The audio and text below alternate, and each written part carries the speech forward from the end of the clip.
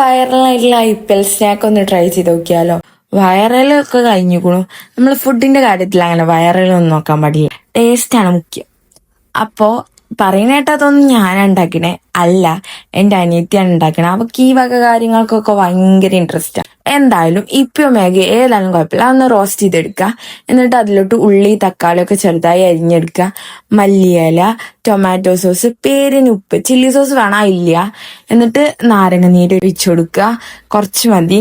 എന്നിട്ട് അതിലോട്ട് നമ്മൾ കുറുക്കുറെ കറുമുറ ആ വക ഐറ്റംസ് ഇട്ട് കൊടുക്കുക. ടൊമാറ്റോ ഫ്ലേവറിലാണ് എടുത്തിട്ടുള്ളത്.